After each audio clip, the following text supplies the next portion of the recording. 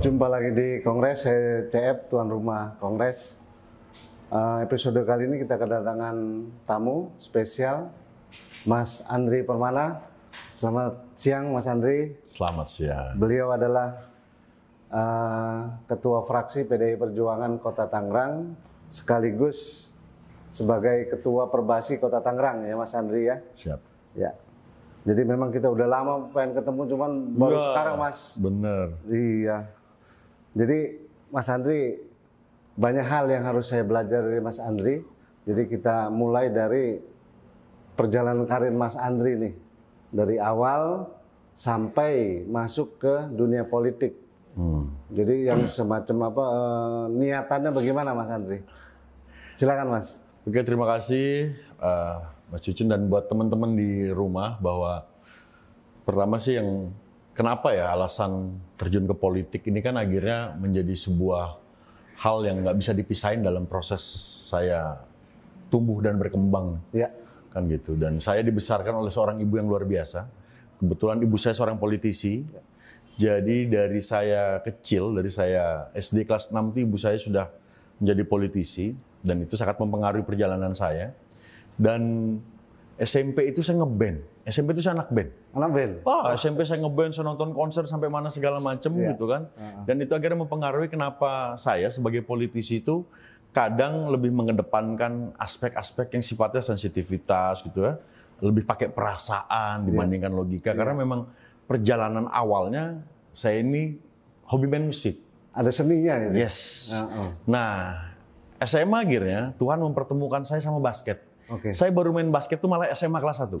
SMA ya? SMA kelas 1. Nah, karena saya mulainya terlambat, akhirnya saya harus melakukan effort yang lebih dibandingkan teman-teman saya yang lebih dulu kan. Nah, SMA saya jadi atlet daerah. Saya itu atlet Popda Kota Tangerang. Dan saya menyumbangkan medali emas buat Kota Tangerang tuh dari zaman SMA lah. Siap. Jadi kalau berbicara apa kontribusi buat Kota Tangerang, dari SMA sudah berkontribusi. Nah, tapi basket ini akhirnya bukan hanya bicara sarana buat berolahraga. Akhirnya banyak filosofi kehidupan yang saya belajar lah dari basket. Basket akhirnya melahirkan mental saya itu yang lebih kompetitif. Di basket itu kan akhirnya kita nggak bisa milih lawan ya. Dan akhirnya basket itu mengajarkan dibandingkan saya mikirin lawan saya, lebih baik saya meningkatkan kapasitas diri aja. Oh itu filosofinya ya? Dan secara filosofi akhirnya begitu. Dan ada hal yang sangat unik menurut saya. Basket ini ternyata juga olahraga yang sangat Pancasila. Apa misalnya? Misalnya sila kelima. Sila kelima itu keadilan sosial bagi seluruh rakyat Indonesia. Basket olahraga yang paling adil. Bagi dia? Ya. Kenapa? Karena semua punya hak yang sama untuk bikin skor. Bener dong? Dan semua punya kewajiban untuk defense. Betul. Semua punya tanggung jawab untuk bertahan dan semua punya hak untuk menyerang. Jadi basketnya paling adil. Nah terus misalnya, kalau kita berbicara asas musyawarah, mufakat segala macam, di basket itu sistem demokrasinya sangat Pancasila. Begitu pelatih bilang yang main pertama A, B, C, D, E, sudah. Kita di lapangan nggak bisa protes. Manut jadinya. Yes, begitupun misalnya kita main bikin foul, wasit calling gitu ya. Kita nggak pernah protes berlebihan lah ke wasit. Jadi dari kecil, sejak dini kita diajarkan dengan pendekatan sangat Pancasila sekali. Persatuan Indonesia, saya nggak bisa milih teman main saya satu tim itu orang Tionghoa, orang Jawa, orang Padang misalnya, kita semua akhirnya menjadi satu kesatuan sebagai sebuah tim basket yang hari itu bertanding dengan tujuan yang sama. Betul. Ya kan? Sangat nilai persatuan ada di sana. Kemanusiaan ada yang beradab. Anak basket itu kalau ada temannya jatuh, pasti semua berlomba-lomba ingin bangunin. Care dia ya? Yes. Nah, dan yang paling penting, anak basket itu ya, sangat spiritual. Anak basket itu dalam satu pertandingan, mereka berdoa bisa lebih dibandingkan umat Islam, ya, kaum muslim, sholat dalam satu hari. Bisa 7 kali. Mau masuk lapangan mereka berdoa, ya kan? Habis pemanasan mereka berdoa lagi. Mau masuk quarter pertama mereka berdoa. Apalagi kalau pelatihnya sering ngambil time out, berdoa terus. Berdoa terus dia. Dan atlet, anak-anak basket ini, kalau berdoa tuh berasa Tuhan tuh ada di depan dia. Karena cuma Tuhan yang bisa bantu dia. Gitu. Jadi di basket lah akhirnya saya banyak belajar. Nah terus selama kuliah akhirnya saya menjadi bagian dari gerakan mahasiswa. Saya pernah jadi ketua BEM di kampus dan ini akhirnya mengajarkan saya lah bahwa ini semua perjalanan hidup saya bukan untuk diri saya gitu. Bahwa pelayanan, bahwa misi pelayanan, melayani itu jauh lebih memberikan kebahagiaan. Melayani? Ya. Oke. Melayani jauh lebih memberikan kebahagiaan. Jadi kalau ditanya, Mas Andri ngapain jadi anggota dewan? Nah, perjalanan saya misalnya di periode pertama saya kemarin, akhirnya bisa saya dapatkan adalah saya menjalankan fungsi pelayanan itu. Dan ternyata semakin kita melayani, semakin kita memberi gitu ya, dan Tuhan kasih lebih banyak buat saya. Apakah hal-hal begitu teman-teman di dewan ada memahami juga nggak Mas kultur? Perjalanan spiritualnya mungkin berbeda kali ya. Iya. Dan ibu saya selalu bicara gini, di mata ibu saya manusia itu cuma ada dua. Oke. Satu orang baik, ya kan? Dua orang pelit, tidak ada orang jahat. Satu orang baik, dua orang pelit. Orang pelit. Iya. Apa maksudnya Mas? Bagi ibu saya, orang jahat itu saat kamu menemukan sisi baiknya dia akan tetap baik kok di mata kamu. Dan sejahat-jahatnya orang di mata orang lain belum tentu jahat juga kok buat kamu. Betul. Tapi kalau orang pelit jangan pernah kamu temenin. Orang temennya aja nggak mau temenan kok sesama orang pelit. Nah akhirnya ibu saya mengajarkan bahwa uang itu bukan panglima kehidupan. Zaman dulu itu, sekarang jadi anggota dewan lebih enak. Enaknya gimana? Hari ini ada BPJS misalnya yang saya bisa mengcover kebutuhan asuransi kesehatan buat masyarakat pemilih saya. Yes. Jadi saya tinggal melakukan advokasi ke rumah sakit, ke fasilitas kesehatan lah. Zaman dulu, ya, zaman ibu saya jadi dewan, sebelum ada BPJS, itu anaknya masuk ke rumah sakit, anaknya sunatan, anaknya kawinan, segala semua pasti ke anggota dewan. Bahkan saya misalnya, si anak anggota dewan ini, lebih sering dikalahkan oleh ibu saya, karena uang ibu saya dipakai untuk membantu konstituen-konstituennya. Jadi akhirnya begitu saya jadi anggota dewan, ya saya flashback, oh ini. Akhirnya memahami ya Mas? Ya. Jadi ini yang ternyata ibu saya rasakan. Kenikmatannya itu adalah saat melakukan pelayanan dan berbagi itu. Dan itulah politisi sejati Mas. Dan itu yang akhirnya menurut saya bisa menjaga si politisi ini pada nilai dasarnya dia. Gitu. Iya. Karena politisi ini kan akhirnya gimana caranya memberikan banyak manfaat lah buat masyarakat. Iya. Terus kalau melihat kondisi kota Tangerang saat ini Mas, dengan hiruk pikuk carut marut semua permasalahan, bagaimana nih? Yang pertama adalah apapun yang terjadi di kota ini, apapun permasalahan yang ada di kota ini, kita nggak bisa kemana-mana. Siap. Kan gitu. Makanya saya selalu bilang, saya punya komunitas Vespa dan saya belajar filosofi hidup. Iya. Jadi ada salah satu tongkrongan saya di Cimone Vespa saya, itu? ya, komunitas Vespa, namanya Serat Jiwa. Iya. Saya nongkrong di sana siang-siang. Terus ada senior-senior saya di Budapest, mereka punya filosofi yang sama. Yang rusak itu bukan dibuang, lalu yang rusak diperbaiki. Rusak perbaiki. Iya. Kalau nggak bisa diperbaiki, nggak mungkin. Nggak mungkin. Nggak mungkin.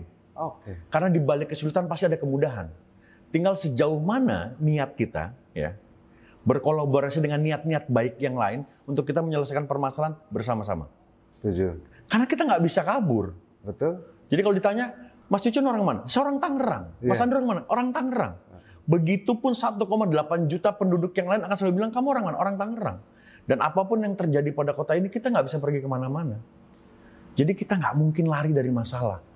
Nah akhirnya permasalahannya adalah, kita tidak akan pernah menemukan jalan keluar saat kita salah mengetuk pintu masuk. Salah mengetuk pintu kita masuk. tidak akan pernah menemukan jalan keluar saat kita salah mengetuk pintu masuk. Oke. Nah akhirnya hari ini yang perlu dilakukan adalah kita melakukan perencanaan bersama nih. Oke. Makanya di beberapa media saya selalu bilang, apa yang mau dilakukan? Lo rasa memiliki kota ini, masyarakat memiliki kota ininya kan harus dibangun dulu. Merasa memiliki. Karena kalau kita berbicara kita di wilayah urban, akhirnya kultur urban itu seperti apa sih? Pendekatan pembangunan fisik ini kan agaknya harus dijauh-jauhkan deh. Keterbatasan lahan itu menjadi salah satu variabelnya. Nah, akhirnya harus dibangunkan apa? Yang dibangunkan adalah kesadaran masyarakatnya. Kesadaran. Karena kekuatan kota ini ada di masyarakatnya. Betul. Seperti misalnya teman-teman hari ini membuat kongres, melakukan diseminasi informasi keluar, melakukan radiasi, akan membuat progresivitas karena kesadaran. Dan ini kan luar biasa. Bayangkan kalau misalnya formulasi seperti ini dilakukan di 103 kelurahan yang lain, semakin banyak nilai edukasi yang bisa disampaikan ke masyarakat dan semakin besarnya progresivitas untuk bicara hal yang lebih baik. Betul, Mas. Jadi kalau problem-problem yang Mas Andri sering temukan di masyarakat, perihal kesadaran terutama, Mas. Kalau saya sih melihatnya itu ya, karena kalau kita berbicara hal yang paling klasik lah, permasalahan banjir, kemacetan, tipikal permasalahan di wilayah urban lah, tipikal di wilayah metropolitan. Nah, problem utamanya adalah APBD kita apakah sanggup membereskan permasalahan itu semua? Pasti tidak. Oke. Berbicara aturan dan perundang-undangan, apakah kewenangan yang dimiliki oleh pemerintah Kota Tangerang bisa membereskan masalah itu semua? Pasti tidak. Oke. Nah, akhirnya pola kolaborasi ini harus dibangun. Kolaborasi. Kolaborasi antar stakeholder. Jadi poinnya adalah kolaborasi. Dan bagi saya, pondasi sudah ada. Di eranya Mas Arief Wismansyah kemarin, pondasi itu sudah ada. Dan sudah dijadikan tagline kota, kolaborasi, inovasi, dan segala macam. Nah, tinggal peran pemerintah. Hari ini kita masuk ke era yang namanya open government. Pemerintahan terbuka. Apa sih kata kuncinya? Partisipasi publik. Ruang partisipasi publik harus diperbesar. Ruang-ruang publik yang sudah dibangun akhirnya harus diisi sama komunitas. Akhirnya semua merasa memiliki kota ini dan semua berkontribusi. Saya yakin indeks permasalahannya makin lama bisa kita kurangi. Ini saya tertarik masalah lahan, Mas. Oke. Ini lahan yang seperti Pasos Pasum itu kan banyak tidur, Mas. Ya saat ini. Jadi memang problemnya rasa memilih kita ini Pasos Pasum tidur, cuman kita memanfaatkan ada barrier ya, Mas. Bagaimana tuh tanggapan Mas Andri? Nanti saya akan dicek. Ada satu perumahan di Kelurahan Bugel, namanya Bugel Residence. Saya mau melakukan advokasi pembangunan di sana beberapa kali usulan mental karena memang belum serah terima Pasos Pasum. Nah, yang dilakukan akhirnya adalah saya pendampingan, saya lakukan advokasi. Begitu kita cek memang ternyata ini kasuistik bisa menjadi potret ya, gambaran bahwa di Kota Tangerang ini masih banyak perumahan-perumahan terutama komplek-komplek yang belum serah terima Pasos Pasum. Ada memang. Dan ini menjadi masalah pertama nih. Pintu masuknya itu. Nah, terus keberanian dari pemerintah karena sebenarnya diberikan keleluasaan berdasarkan aturan untuk bisa ngambil alih sepihak. Ambil aja dulu. Nah, problem keduanya adalah saat ini semua sudah tercatat menjadi aset pemerintah Kota Tangerang. Mau dibikin apa? Masih bingung. Nah, saat berbicara pemanfaatan adalah kata kunci yang pertama. Kita harus ke bawah, rembuk, berkolaborasi dengan warga. Karena apa sih? Usernya masyarakat kok. Pemerintah kan cuma regulator, menjalankan aturan, fasilitator, memfasilitasi kebutuhan masyarakat. Dan paling penting apa sih? Kita ini kolaborator. Gimana caranya kebutuhan masyarakat berhubungan dengan sektor swasta pun kita kolaborasikan. Berhubungan dengan BUMN pun kita kolaborasikan. Jadi ke depannya pemerintah ini akhirnya harus mengambil peran-peran itu, melakukan bridging, menjadi jembatan. Nah, terkait apa yang menjadi permasalahan hari ini ada Pasos Pasum. Tapi kita bingung mau diapain kalau kita yang ngerjain nanti salah segala macam. Disitulah sebenarnya peran, seperti misalnya LPM hari ini memainkan peran itu. Menjadi jembatan dengan pemerintah dan ke depannya pemerintah karena dia punya kewenangan mengeluarkan regulasi, mengeluarkan aturan, ya kan. Akhirnya masyarakat hari ini punya landasan hukum untuk bisa juga melakukan pengembangan di wilayah-wilayah yang selama ini tidur. Begitu ya, Mas ya? Yes. Dan kita di LPM juga ada satu jalan ke sana, boleh ya, Mas ya?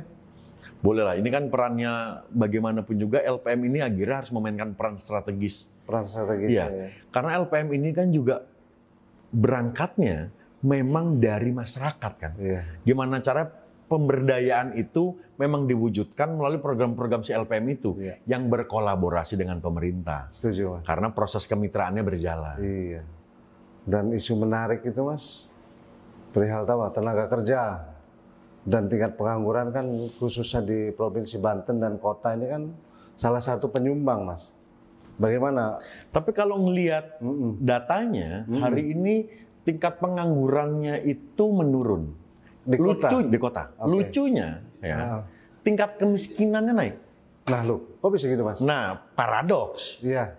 Penganggurannya turun, tapi kenapa kemiskinannya naik? Akhirnya hipotesanya, analisa sederhananya begini. Oh, berarti hari ini ruang-ruang kita untuk masukkan tenaga kerja ada di sektor yang memang dalam tanda kutip gitu kan, bukan yang terdidik. Iya, banyak kan sektor-sektor informal. Ini kan juga jadi permasalahan. Betul, angka pengangguran terbukanya menurun dari yang tidak kerja menjadi kerja. Tapi problem utamanya adalah apakah mereka bekerja dengan penghasilan yang layak sesuai dengan ya upah minimum yang kita ketok bersama. Kan gitu. Berarti masih miskin di situ. Iya. Jadi jangan sampai juga cuman kerja sekedar kerja. Jangan sampai hanya statusnya bekerja, tapi berbicara upah kelayakannya tidak sesuai dengan upah minimum yang sama-sama kita sepakati. Iya, jadi kerja tetap kerja, cuman hasil minim, jadi tetap ada di angka kemiskinan. Betul. Baru tahu itu. Ya, itu saya juga baru kemarin tuh ngecek loh. Kok datanya seperti ini gitu kan. Nanti pasti yang akan kita lakukan adalah peningkatan soft skill mereka. Agar tenaga kerja ini bisa di-upgrade, ya kan, skillnya, agar juga ter-upgrade pendapatannya. Oh, jadi agar mereka tidak terjebak di sektor informal aja. Oke, jadi di-upgrade dia punya keahliannya, supaya mendapatkan hasil lebih bagus. Betul. Dan pendapatan lebih besar. Lebih besar. Oke. Jadi dari sektor pendidikan berarti didorong juga harus dari keahlian ya Mas ya? Betul. Iya. Terus langkah selanjutnya gimana Mas? Yang paling penting akhirnya adalah bahwa hari ini ada yang harus kita amankan. Hari ini ada sektor dunia pendidikan yang harus juga kita kawal bersama. Siap. Kenapa? Karena akhirnya pemerintah hari ini sudah melakukan kebijakan yang namanya mandatory spending. Mandatory spending. Okay. Jadi dari APBN maupun APBD, 20% sudah langsung dikunci untuk pendidikan. Ya. Karena kalau kita mau menuju 2045 sebagai generasi Indonesia emas, hari ini sebenarnya. Kan gitu. Gimana cara sektor pendidikan harus menjadi soko guru. Ya. Ini investasi kita. Betul. Investasi kita sebagai bangsa Indonesia, gimana cara mencetak generasi unggulan ke depan yang melalui pendidikan. Ya. Dan kalau misalnya hari ini hiruk pikuk sistem PPDB berbasis zonasi segala macam, menurut saya akhirnya ini kan upaya untuk kita melakukan pemerataan. Pada prakteknya tapi masih masalah PPDB. Yes. Kenapa? Karena gini, kata kunci PPDB itu adalah pemerataan. Bukan bantuan sosial, apalagi bantuan pendidikan. Betul. Nah, gimana caranya tidak boleh ada sekolah-sekolah favorit? Ya. Nah, problemnya adalah tidak semua daerah mempunyai fasilitas pendidikan yang bisa mencukupi, ya kan, rombongan belajar itu. Iya. Kan gitu. Nah, tapi di Permendikbudnya diberikan keleluasan untuk juga bisa bekerja sama dengan institusi pendidikan swasta. Iya. Jadi sebenarnya PPDB ini memberikan ruang kok. Nah, tinggal gimana caranya pada pelaksanaannya, agar kalau mengacu pada Permendikbud tersebut, kita bisalah bekerja sama dengan sekolah swasta untuk menutup lubang-lubang di mana zonasinya belum tercover. Swasta pun oke lah saya rasa. Ya, hari ini dari 104 kelurahan ada 47 kelurahan yang belum ada sekolah SMP negeri. Ya, kalau sekarang kan masyarakat kalau negeri 1 favorit, jadi itu yang dikejar. Tapi enggak loh. Hari ini, ya, kalau berbicara grade, SMP Negeri 1, saya sebagai alumni SMP 1 juga baru tahu. SMP Negeri 1 grade-nya itu kalah sama dengan SMP Negeri 4. Oh, kenapa gitu? Iya, jadi grade-nya nilai ya, berbasis nilai, berbasis prestasi akademis. Jadi grade SMP 1 dengan grade SMP 4 itu lebih tinggi SMP 4 sekarang. Oh. Ya karena memang akhirnya semua akan beradaptasi kan dengan kebijakan ini. Betul. Bahwa sistem zonasi ini akan mempengaruhi indeks prestasi, iya. Tapi ya nggak masalah. Karena kita berharap semua sekolah di Kota Tangerang ini ada di titik sebagai pelayanan pendidikan dengan indeks yang bagus. Semuanya favorit. Betul. Kan harapan kita ke depan itu. Pemerataan. Pemerataan. Kualitas pendidikan. Iya. Mas, kalau perihal digitalisasi bagaimana pendapat Mas Andi, Mas? Ya, hari ini transformasi digital dari analog ke digital ini kan sebuah keniscayaan. Iya. Bapak teori evolusi itu kan sudah mengatakan, Charles Darwin mengatakan bahwa spesies yang bisa bertahan itu bukan yang terkuat, bukan juga yang terpintar, tapi yang bisa beradaptasi sama perubahan. Dan akhirnya hari ini saat berbicara transformasi digital ini sebuah keniscayaan. Bisa dilawan? Nggak bisa. Nah, problem utamanya adalah akhirnya kita beradaptasi. Tidak hanya masyarakat, tetapi si pemerintahnya. Pemerintah juga akhirnya beradaptasi. Kebijakan-kebijakan hari ini juga harus melibatkan variabel yang namanya teknologi. Betul. Kan gitu. Hari ini misalnya revolusi industri gitu sudah sampai ke artificial intelligence. Bisa nggak kita melibatkan gitu ya, kepintaran buatan untuk sebagai bahan untuk melakukan perumusan kebijakan? Iya. untuk mengolah datanya aja. Problem utamanya adalah mengkolek datanya dari mana? Sumber data primernya dari mana? Ya dari masyarakat. Dari masyarakat. Ya, jadi tidak serta-merta si transformasi digital ini akhirnya melupakan sisi kita sebagai manusia untuk kita tetap melakukan sosialisasi ke bawah. Betul. Kan gitu. Nah, kenapa saya harus menyampaikan ini? Karena kembali lagi, kalau tadi Charles Darwin menyampaikan itu di tahun 500-an, Plato juga menyampaikan hal yang serupa. Homo homini lupus, manusia adalah serigala bagi manusia yang lain. Pertanyaannya kenapa harus serigala ya analoginya? Serigala sebagai puncak rantai makanan. Padahal serigala ini badannya nggak lebih besar dibandingkan singa.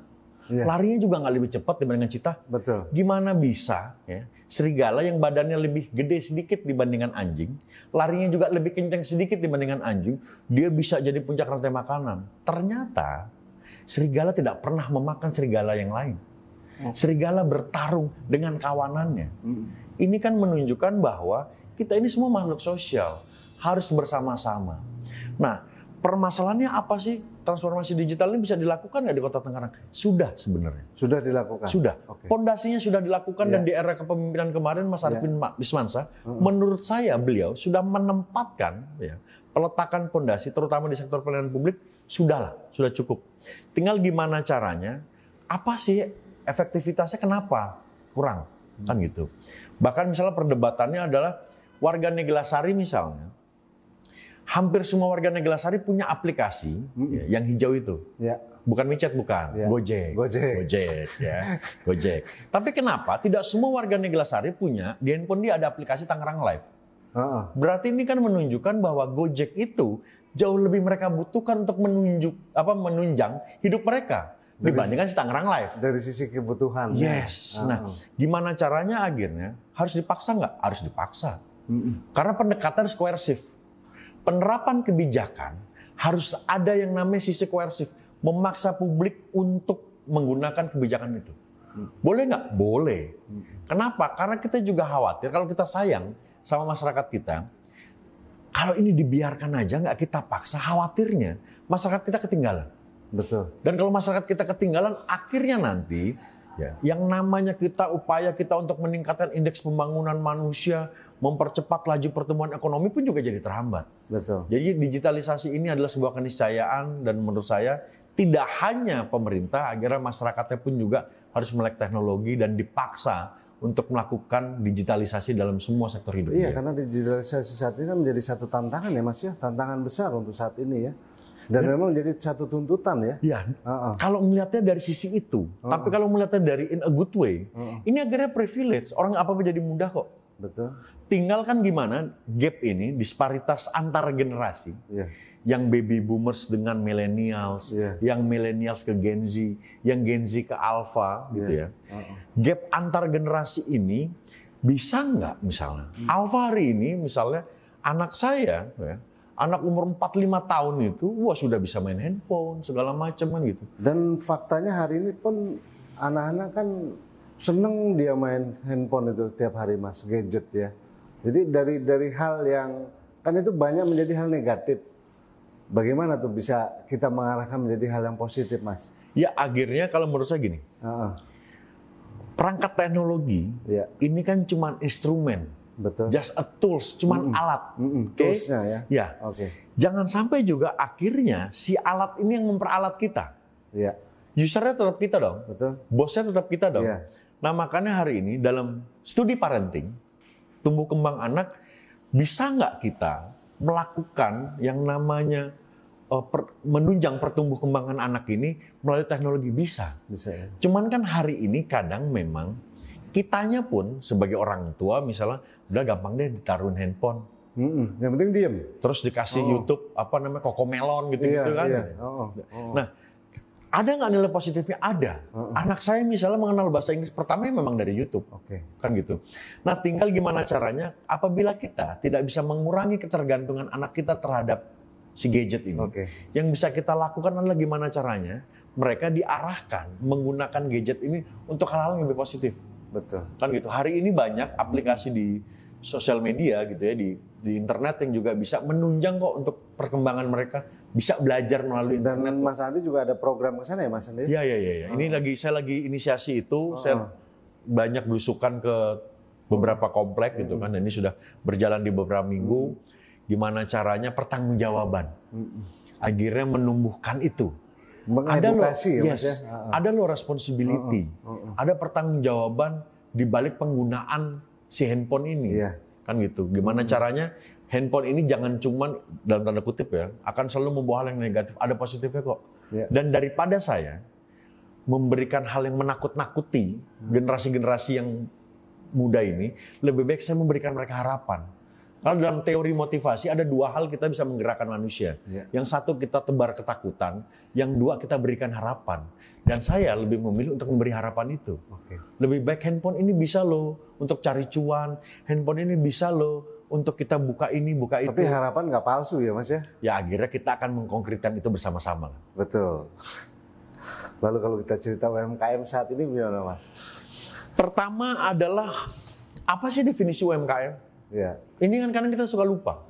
Kita suka memilih diksi UMKM untuk menutupi kita bahwa yang sedang kita mau kelola ini adalah pedagang kaki lima. Kan gitu. Jadi pemahaman UMKM ini harus clear dulu nih antara pemerintah dengan sektor industri. Judulnya nih Mas. Judulnya dulu. Nah, habis itu akhirnya kita juga harus bisa memilah. UMKM ini kan kata kunci adalah sustainable development, pengembangan yang berkelanjutan. Karena UMKM ini akan menjadi industri mikro, akan menjadi industri kecil, industri menengah. Nah ini bahasa yang saya garis bawahi adalah industri kecilnya tadi Mas. Mikro kecil. Jadi embrio itu harus ditumbuhkan dulu ya. Karena harus bisa dibedakan. Hari ini kan kita suka ngeliat gini deh. Apapun festivalnya di Kota Tangerang pasti ada tenda-tenda Sarnafil. Dan itu diklaim sebagai sarana atau etalase UMKM. Pertanyaannya adalah, ada nggak kurasinya? Harus dikurasi dong. Misalnya adalah, hari ini di sektor ekonomi kreatif, ada satu komponen namanya F&B misalnya. Food and beverage. Terus diklaim itu adalah UMKM. Pertanyaannya adalah, itu UMKM atau pedagang kaki lima yang dipindah dagangkan di dalam tenda setiap ada festival itu. Berarti nggak clear di situ judulnya. Itu kan harus kita clearkan. Karena akhirnya indikatornya jelas kok. Dan mereka harus melalui fase kurasi kok. Kan gitu. Contoh misalnya, apa sih yang andalan kita F&B, misalnya laksa. Ya dikurasi. Laksa mana yang terbaik dan itu masuk dalam kategori UMKM. Setuju. Kan gitu. Bukan akhirnya dengan segala hormat gitu ya, bukan berarti akhirnya terus yang pedagang laksa kaki lima diaku UMKM, bukan. Kenapa Mas Andri? Karena treatmentnya berbeda. Treatment kita ke pedagang kaki lima sama treatment kita ke UMKM berbeda. Karena UMKM ini gimana caranya kita akan dorong untuk menjadi industri. Setuju. Kan gitu. Terus UMKM gimana Mas Andri? UMKM ini gimana caranya mereka bertahan? Karena ini adalah sokoguru untuk kelangsungan ekonomi keluarganya. Tapi kalau berbicara UMKM, gimana caranya ada pengembangan yang berkelanjutan agar bisa menjadi industri dan ini berdampak langsung pada ekonomi Kota Tangerang secara keseluruhan. Sebagai penopang. Yes. Jadi muaranya adalah industri tadi itu Mas ya? Akhirnya kita harus mengacu ke sana. Dan kalau bicara akhirnya industri hari ini kan kita juga nggak bisa terjebak sama sektor industri yang konservatif. Hari ini misalnya, apalagi di dunia digital hari ini, kita sudah masuk ke industri-industri yang alternatif yang lain. Kita belum ngomong yang namanya green industry. Belum sampai ke arah sana. Kita belum ngomongin ekonomi hijau kok. Belum. Tatanannya masih jauh. Kita baru ngomongin bedain UMKM sama pedagang kaki lima aja kadang suka salah. Masih rancu di situ. Masih rancu. Terus gimana caranya akhirnya sampah menjadi sektor industri besar? Belum sampai ke sana ternyata obrolan kita. Baru memisahkan antara ini pedagang kaki lima apa UMKM.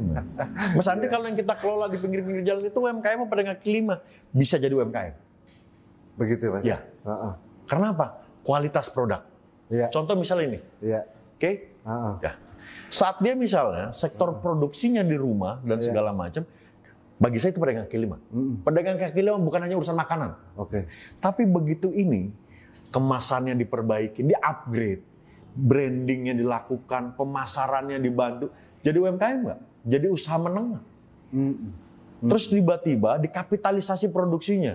Ya kan? Sekali lagi, ini bukan perkara urusan permodalan aja loh. legal aspeknya kita urus, bisa menjadi industri, kan gitu. Nah makanya menurut saya pemerintah ini nggak boleh gagap melihat UMKM ini dalam perspektif apa, ya kan? Ini UMKM ini kan sebenarnya modal dasar kita untuk kita punya fondasi ekonomi.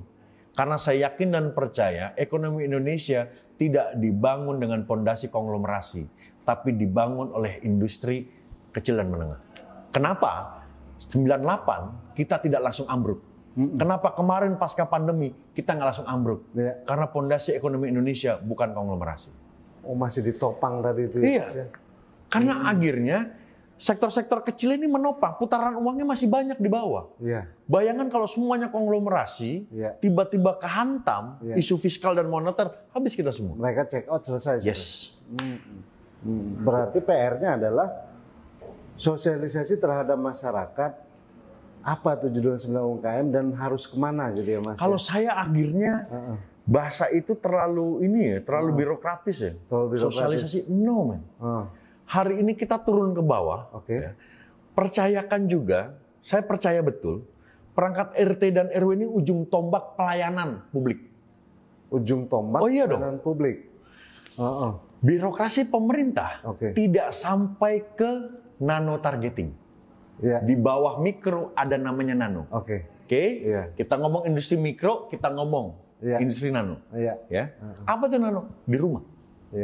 Bisa nggak misalnya dengan segala hormat Pak Lurah sebagai elemen paling dekat dengan masyarakat nyentuh ke rumah? Bisa. Tapi Pak RT bisa. Betul kan? Akhirnya gimana caranya RT dan RW ini memang nggak bisa tidak menjadi kepanjangan tangan dari pemerintah. Tidak hanya menyalurkan bantuan. Setuju. Tapi dalam proses mereka, yang paling pertama adalah mereka itu membuat studi spasial. Emang bisa Mas Andi? Bisa. Mas Andi percaya sama RT? Percaya. Karena mereka rembukan kok. Fakta yang ada saat ini, saudara-saudara kita di RT RW itu belum menyentuh ke situ, Mas. Karena memang tidak diarahkan ke sana. Itu problemnya. Problemnya kan gitu. Akhirnya memang inovasi itu apa sih? Inovasi itu kan akhirnya hal-hal yang belum pernah dilakukan kita lakukan. Gitu loh. Dan kebijakan ini kan memang trial and error. Ya memang harus dicoba. Tinggal trust isunya dihilangkan. Kan gitu. Kalau LPM hadir di situ bagaimana? Nah, baru saya ngomong. Ada instrumen yang namanya LPM yang akhirnya sebenarnya bisa menjadi jembatan. Dari awal saya bilang disparitas ini, kesenjangan-kesenjangan ini atau gap ini hanya bisa semakin kita perkecil atau bahkan ditiadakan saat jembatan itu hadir. Nah, jembatan itu apa? Dan saya yakin salah satunya adalah LPM jadi jembatan itu. Jembatannya, Mas. Iya. Karena LPM ini adalah representasi juga kok. Dari masyarakat, banyak ketua-ketua RW yang akhirnya ada di LPM kok. Setuju. Kan gitu. Jadi mau ngapain lagi? Karena kalau misalnya dalam teorinya perumusan kebijakan, setelah kita melakukan perumusan kebijakan, implementasi kebijakan, kita lakukan evaluasi kebijakan. Nah setelah itu kembali lagi kita melakukan perumusan kebijakan. Dan dasar kita melakukan perumusan kebijakan, data primernya apa sih? Dari bawah. Dari bawah. Jadi, tapi kan ada musrenbang segala macam. Udahlah, musrenbang itu adalah kanal aspiratif yang paling birokratif. Potong itu. Percepat itu. Itu loh. Walaupun nanti ujungnya kita akan tetap memasukkan itu melalui kanal musrenbang. Tapi gimana caranya kita punya skala prioritas. Dan karena ini pendekatannya akhirnya adalah kebersamaan.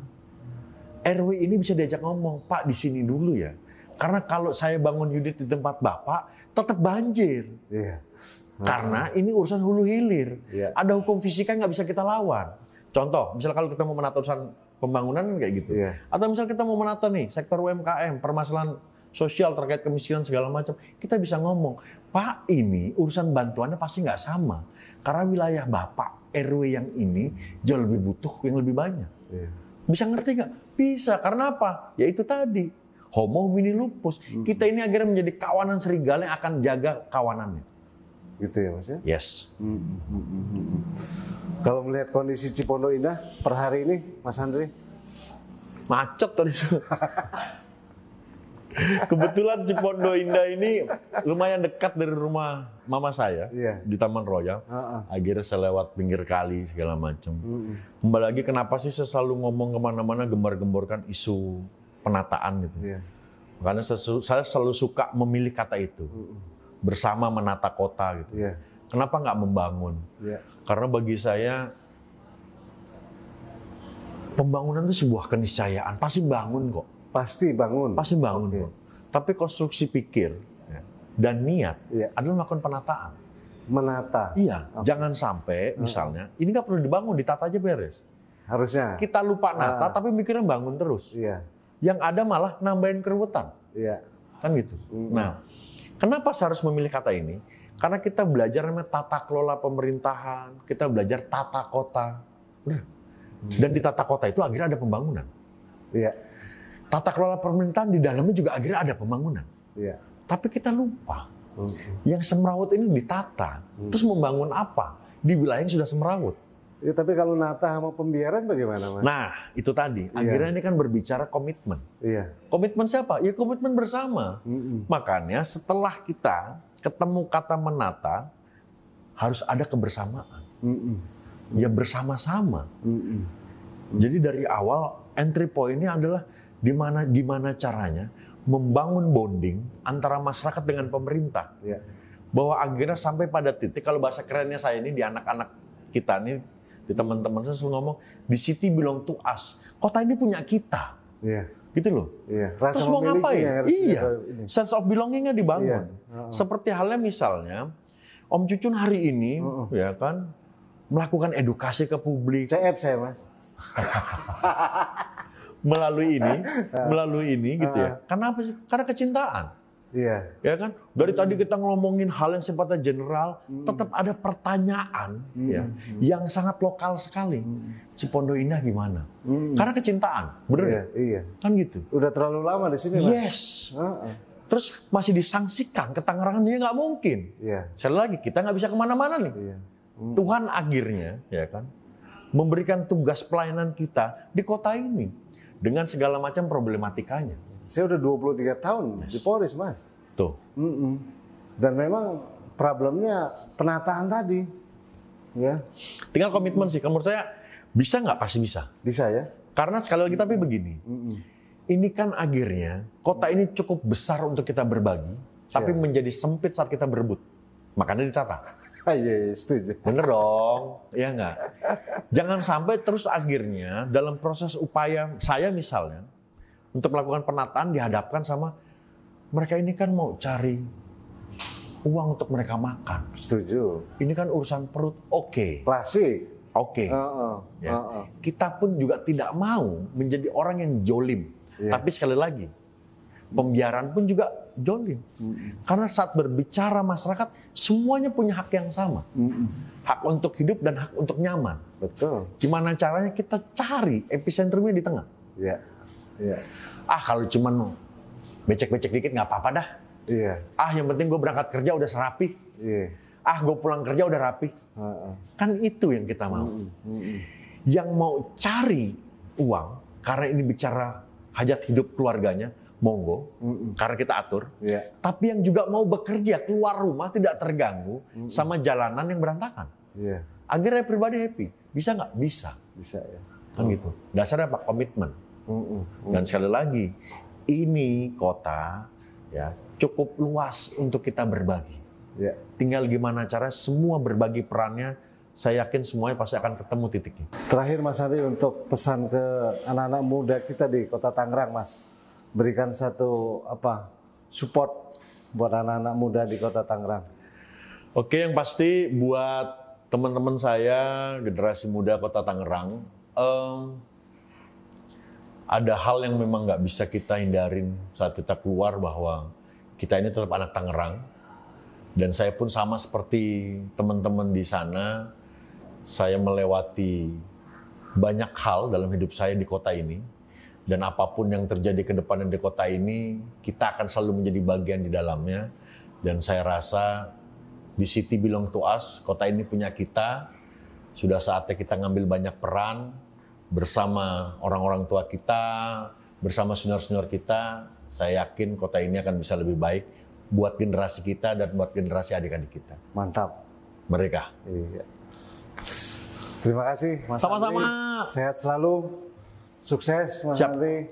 Dan satu hal lagi, jangan menjadi yang sempurna, tapi menjadi yang berguna. Anjir. Semangat. Terima kasih.